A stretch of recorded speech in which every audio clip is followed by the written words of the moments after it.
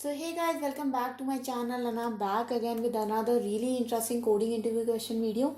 Guys, today we are going to solve question number 232 of LeetCode implement queue using stacks. It is a easy level question but a very important question guys. So do check out this video until the end. Before I start the video guys, I just want to request you to subscribe to my channel, hit the bell icon for future notifications. If you have any questions, comments for me, please put down in the comment section below. I will definitely address them. And in the end guys, give this video a big thumbs up, share it with your friends as well. Now without making any further delay, let's get started. So the problem statement, I already told you it's called implement queue using stacks. So basically guys, we are given all the operations of the queue. So queue has operations like push, pop, peek and empty. And we have to implement it using a stack data structure. And we all know that queue is first in, first out. And stack is last in, first out. So we have to make or use our stack in such a way so that whenever I push an element inside the stack, and when I pop an element from the stack, it should be the first element that was ever pushed inside the stack, not the last element. Okay. The constraint here is that the elements values are from 1 to 9. 100 calls would be made to push, pop, peek and empty. So we have to optimize all the functions and all the calls to pop and the peek are valid. So we don't really have to check if the stack is empty or not when we are doing pop or peek operations. Okay. The follow-up is that we have to implement the queue in such a way so that each operation is amortized order of 1 time complexity. In other words, we should say that the best case time complexity should be order of 1, but the worst case could be order of n, but the best case should be order of 1 for all the operations. And some of the operations can take more time, but that should be their worst case time complexity. Okay. So I hope the problem statement is clear to you guys. Now let's get started with the solution. So to implement this solution guys, we are going to use two stack approach here. Let me first create my stacks. So this is going to be integer stack 1 equals to new stack integer, and I also will copy this and create a stack 2. Okay, so first of all is the push operation guys. So whenever one more thing, we will also make a front variable here, and this front variable is going to hold the top of the queue. That means the first element which was pushed inside the queue. And so whenever we are pushing in something inside our stack, we will check if my stack 1, so always you are going to push the element inside stack 1. Okay, we are not going to push the element in stack 2, we are going to push the element in stack 1.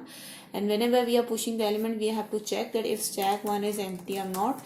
If the stack 1 is empty, that means the element which we are pushing is the first element, or the entire stack is empty and we are pushing the first element. So that's why the front integer variable will become equals to x, and definitely we will do stack 1 dot push x.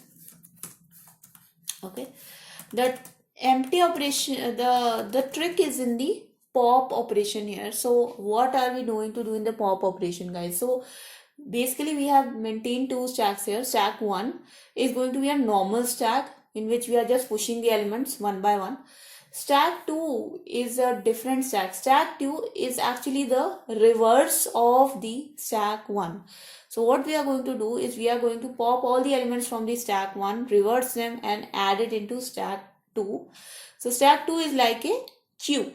Okay, so whenever we are popping any element from the stack 1, what we will do is pop out, or we'll take out all the elements from stack 1, we'll push them in stack 2 in the reverse order, and then stack 2 will have the topmost element which was the first element, or the first in first out element. So that element we will return from this function. Let's see how this goes. First of all, we will check if this reverse stack, or this reverse of stack 1, stack 2, if this is empty or not. Because if this is not empty guys, then it means that it already contains the reverse of the stack 1. So we can just simply return stack 2 dot pop from it. But if this stack 2 is empty, so if if this stack 2 is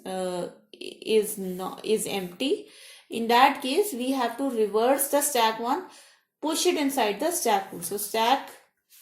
So while stack 1 dot is empty or is not empty, stack 1 is not empty, stack 2 dot push stack 1 dot pop. So we are going to keep popping the elements from the stack 1 and start pushing them into stack 2.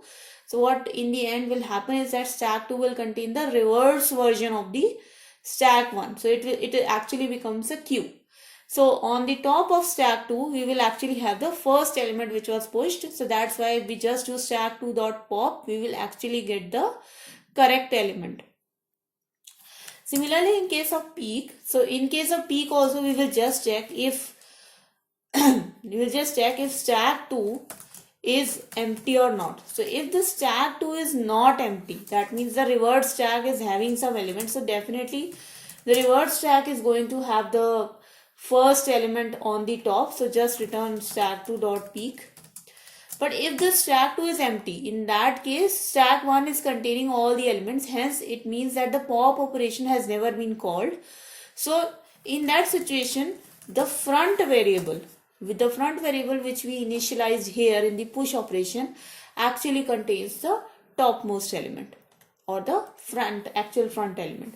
In the boolean empty thing, we just have to return if both the stacks are empty or not. So return if stack 1 dot is empty and if stack 2 dot is empty. So if both the stack are empty, then we will just return the empty function. Let's run this code, guys. Let's see if it works for the test case. And there we go, guys. You can see that the solution is accepted. If I submit the code, you can see that my submission also was accepted. Now let's discuss the time complexity. So as you can see, guys, the time complexity of the push operation is definitely order of 1. So this is order of 1, guys, because we are just using the actual stack here and the time we have just one push operation.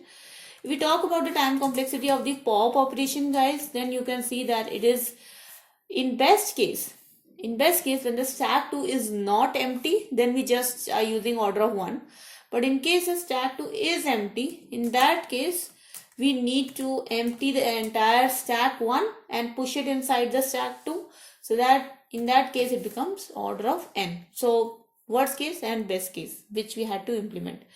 In case of peak operation also, guys, the time complexity is order of 1 because we are just checking if the stack 2 is empty or not, and in case if it is empty, it's order of 1, the peak operation.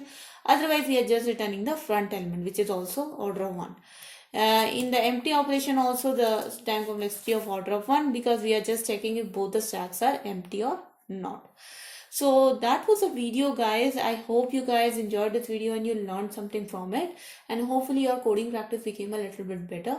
If it has, guys, then do not forget to subscribe to my channel for more such programming related videos, and hit the bell icon for future notifications. But as for your information, I make here videos every day from Monday to Friday. If you have any questions, comments, suggestions for me, please put down in the comment section below. I will definitely address them.